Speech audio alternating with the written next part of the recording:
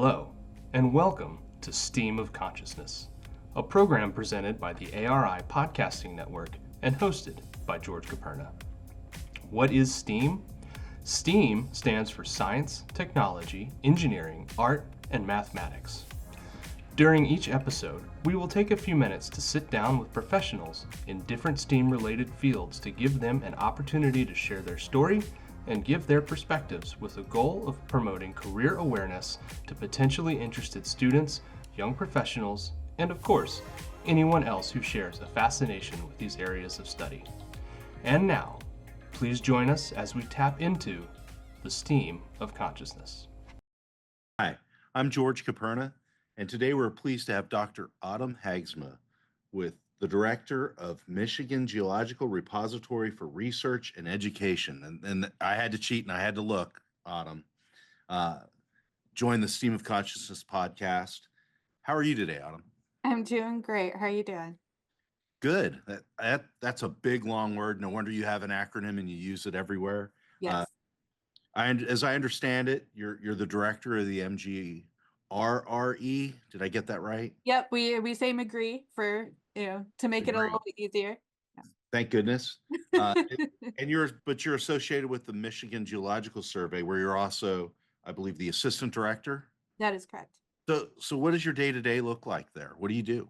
It really depends. It's highly variable, which I actually really like. I don't like being kind of stagnant or doing the same thing every day.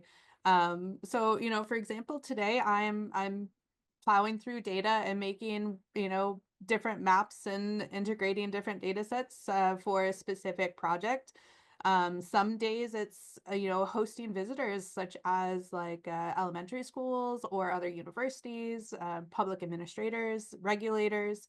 So we have a lot of folks that come to us because we have all the physical data and digital data as well. And other days it's maybe a lot of collaboration, working with teams, going through interpretations and working together to come up with what we think is the geology where we're at.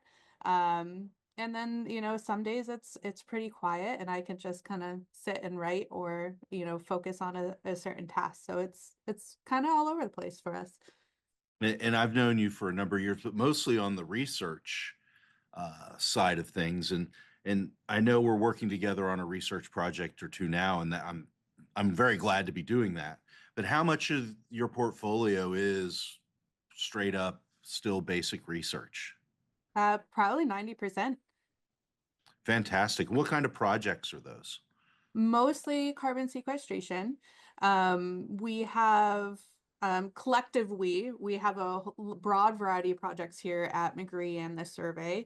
And I like to dabble in bits and pieces where I can. Like I said, I'm largely on the CCUS side of things, but we have quite a few critical minerals projects, water resources, glacial mapping, natural resource mapping, like understanding where our aggregates are, and several other types of projects in the works. We also have a program dedicated to data preservation and digitization.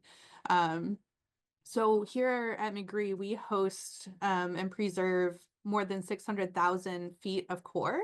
And the cuttings, the chips, that come up from well drilling from more than 30,000 wells.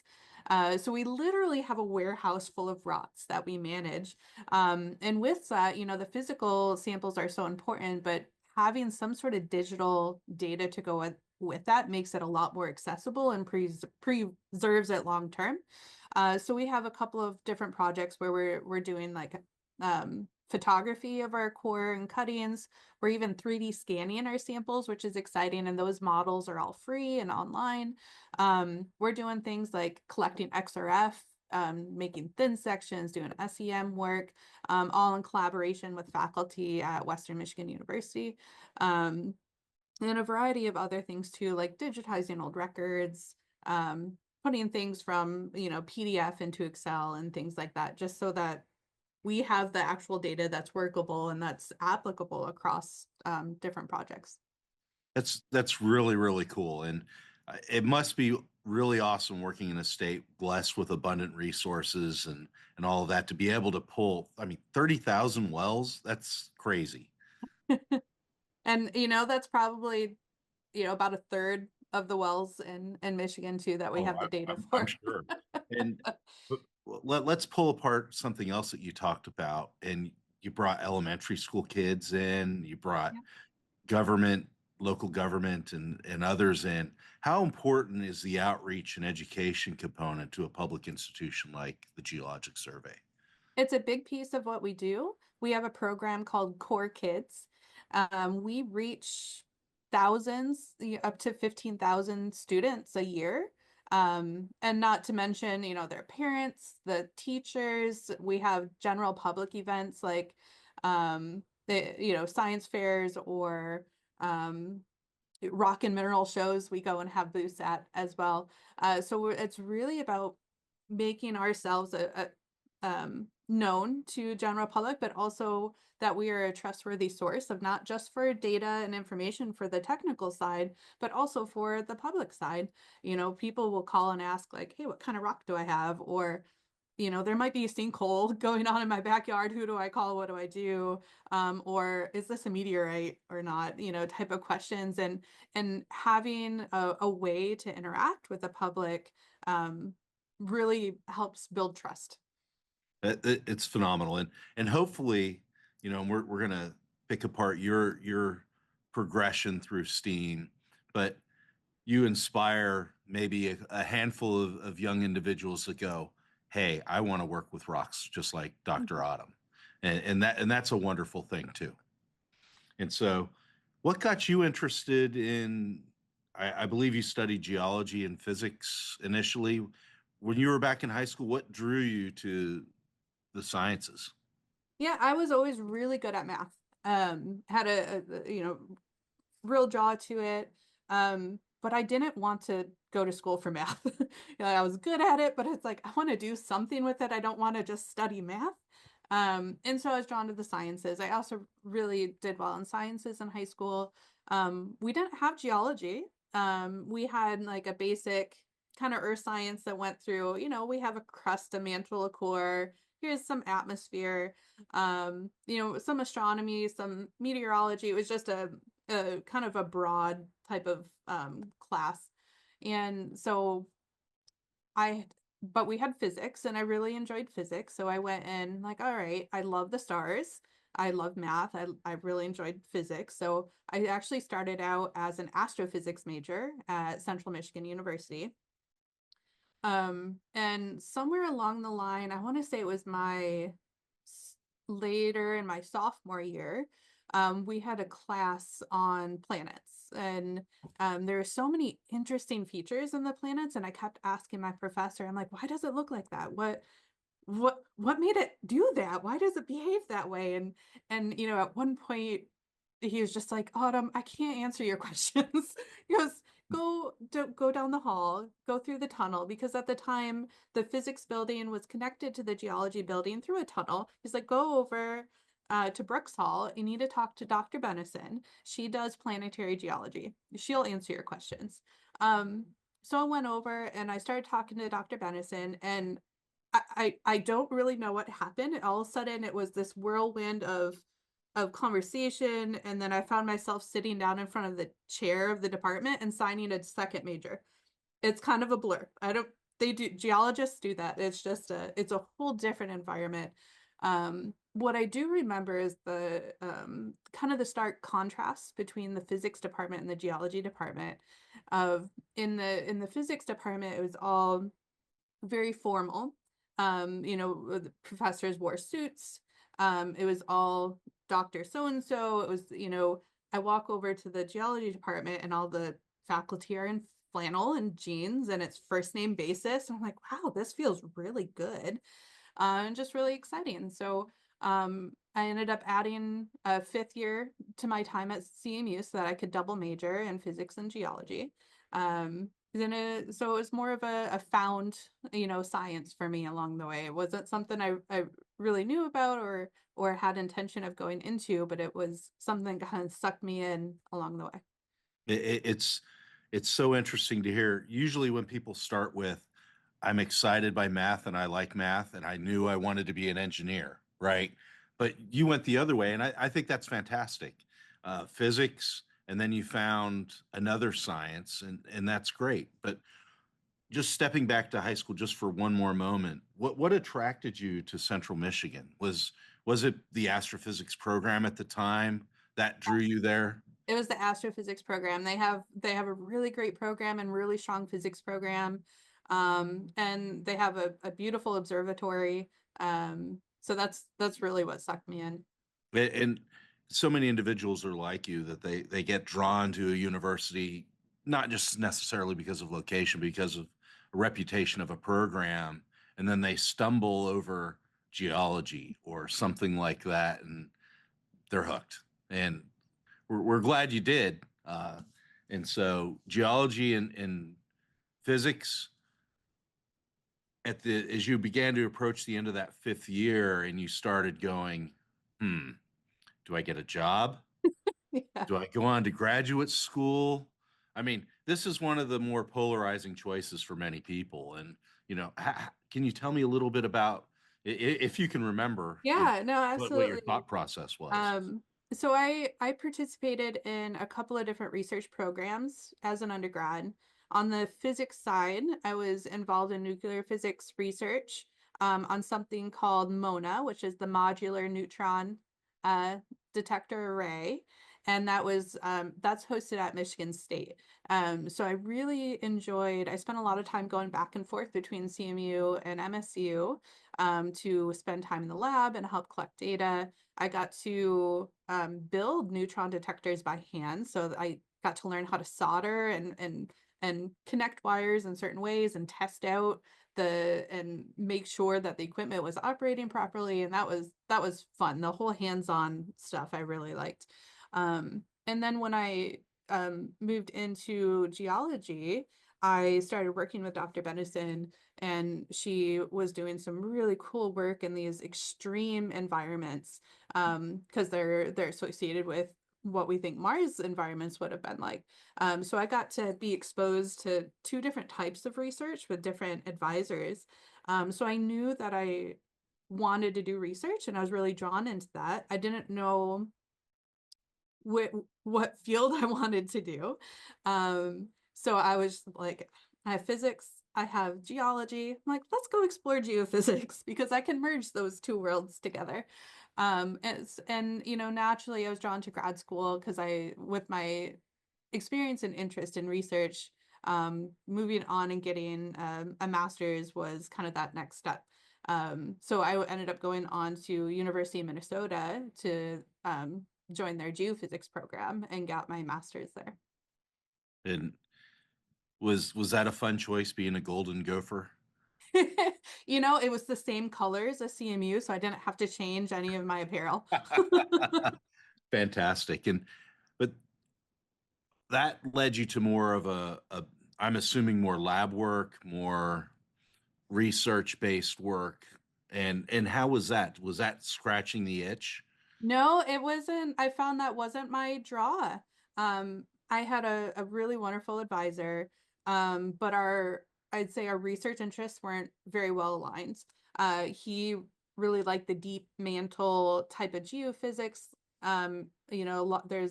It was a lot of computer programming, analyzing, seismic signals, and it really just wasn't my thing, which was fine. We found some middle ground. He helped me get through the program, and at the end of that program, I still found myself going, I still don't really know what I want to do with my life here because it wasn't quite as satisfying as what I was hoping it to be. So I didn't really want the geophysics, but I still loved research, and I liked the idea of applied research, doing something that I'm producing something or making an impact in some way.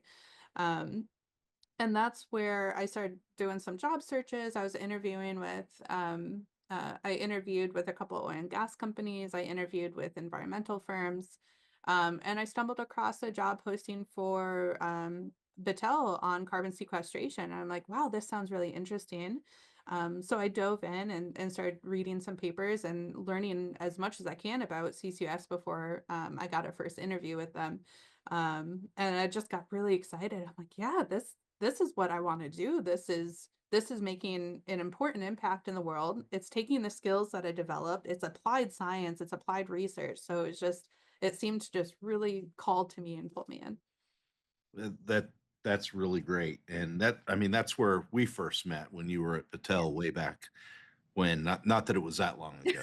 Um, I don't think I still had hair then, but uh, and I think it's really interesting, because you said some things and called out some things. And my daughter's in a mechanical um, materials engineering program, and when she did her first soldering exercise, I got like 15 different photos of whatever she was trying to solder. She'll never forget it. She loves it. So I thought it was interesting that you brought that up as well. Um, but you transitioned to Battelle. You didn't wrestle with getting a PhD at that time, or was it the No, experience kind of led you to, hey, I want to go apply some of this and see where we go? a couple of factors. At the end of my master's, I had my first child. Mm, So there's this newborn, baby situation and trying to figure out, do I go on for my PhD? Again, at that time, not really, I didn't love the geophysics track. And I just didn't really know where I wanted to go. And I'm like, well, what's important right now is taking care of my family, maybe getting some experience. So that's why I decided to take a break after my master's and work. And I ended up working for I think 8 years or so before I went back for my PhD. and you were doing some pretty foundational work along with the regional partnerships in terms of carbon storage and some specific projects in Battelle's portfolio. So how would that inform your decision to go back? How did you know when was when?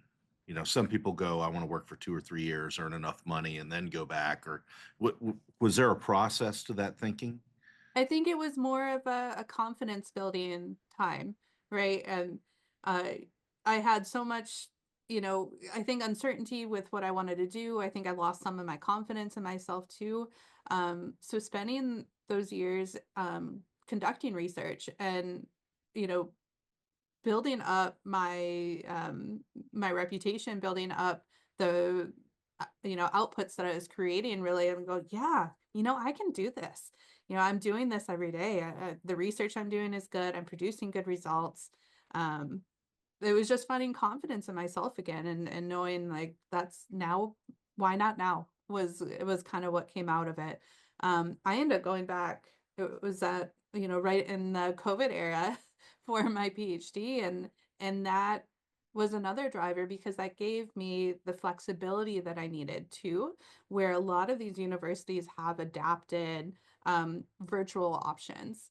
Um, and this program, I started talking to a couple of professors at Miami University in Ohio, um, and they weren't offering a virtual degree, but when I had talked to them, they're like, we can do this. We had talked about kind of my independence, for research, given that I had been doing research for so long, and that they felt like they could trust me to work independently and not come in regularly into the department.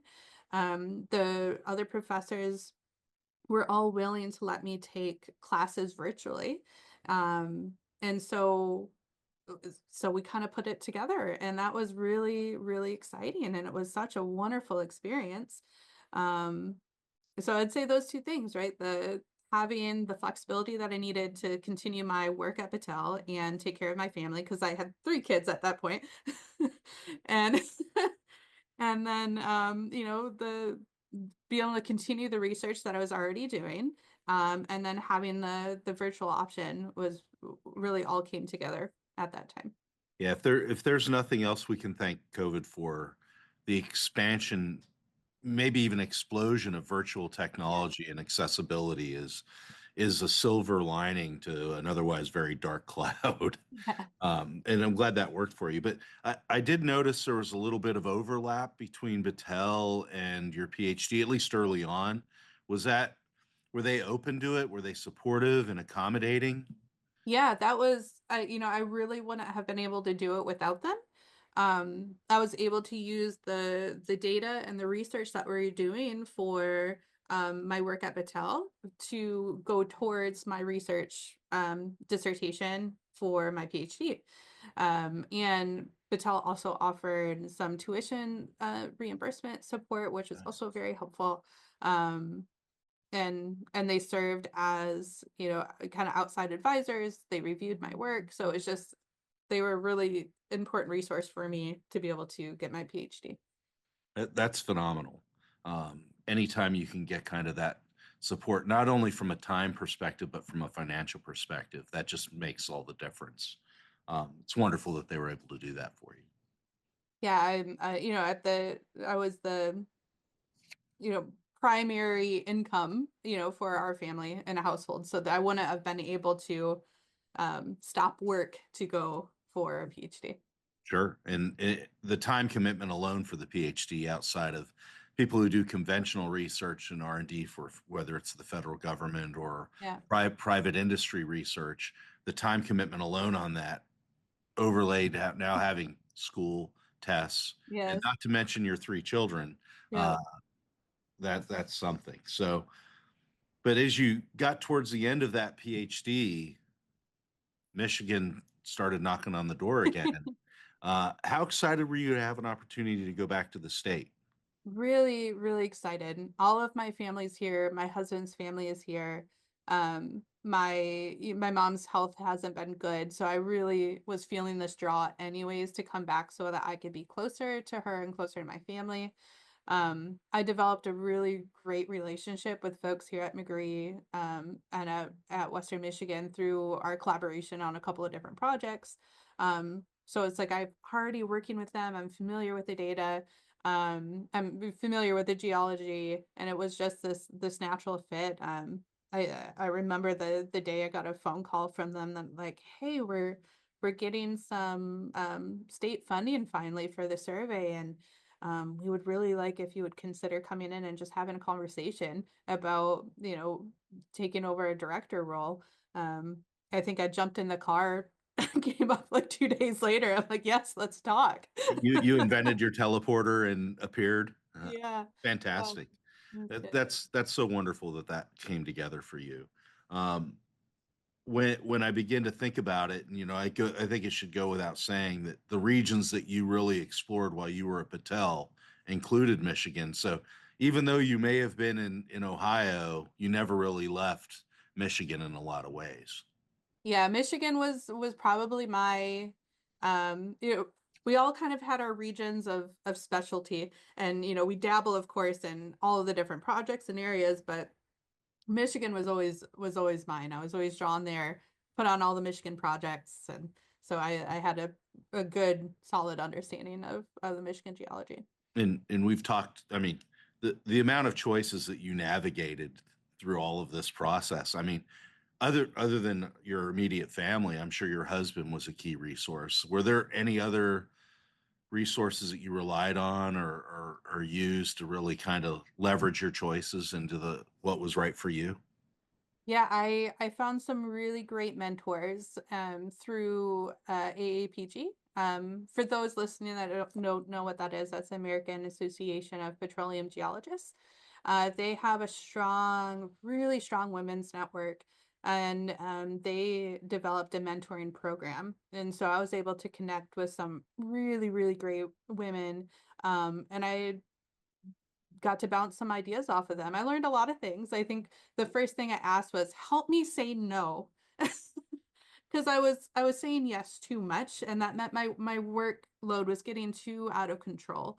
So it's just help me learn to say no appropriately. To okay, now I'm setting boundaries, I'm setting limits, and I was like, what do I want to do next? And then it was a lot of conversations of how do I make these steps in the right, progression, whether it was moving towards a promotion or making a decision and having the critical conversations to go for a PhD. Um, so having those external mentors, I would say is really, really helpful and important. And you know, it, this has been, I think, a thread running through all of these discussions that I've had is building your network is really building the foundation to your professional career. Having people to bounce things off, and like you, my professional society, I joke that it's my favorite charity because I donate so much time to it. But the people have been great, and most of them are open and helpful. So I'm glad to have that for you as well through the AAPG. Expanding on this network, you continued this, you chaired a CCS meeting for several years, Yep. retired on top, congratulations. But how is that continuing to expand that network, and how does that networking help you in your professional career? I chaired the CCS conference. I was vice president of the Division of Environmental Geologists. I just finished my executive committee for the eastern section of AAPG. So you start out at the treasurer and work your way up to presidency. And I'm associate editor too for the journal. So I kind of did a whole variety of different things within AAPG, and I have this incredible network now. And just the other day, I called somebody up from one of the committees that I served on. I'm like, hey, I'm looking for somebody that specializes in, this particular area for a potential grant that I want to put a team together for. They're like, oh yeah, let me think. And, they rattled off a couple of names. And so they helped me make those connections. And now we have new project team members. So having kind of that network has really expanded my opportunities for people to participate on my projects, but also for us to participate on other projects too.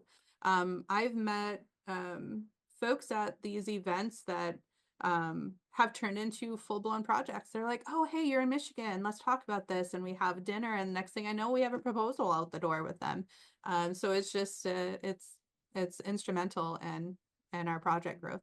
And as a public entity, I just can't imagine having those connections. It's everything. And I think we're approaching our time here, and I like to end with one question that's the same all the time. What do you love about your job? I love the diversity of what I get to do. And I love being close to the rocks again. I can walk out my door right now if I need a break and go look at some core. Fantastic. Don't ever change, Autumn. I'd like to thank you, Dr. Autumn Haagsma, and for joining us today, and to Ryan Kessler, who's going to produce this podcast. This has been a presentation of the ARI Podcasting Network. Thank you very much.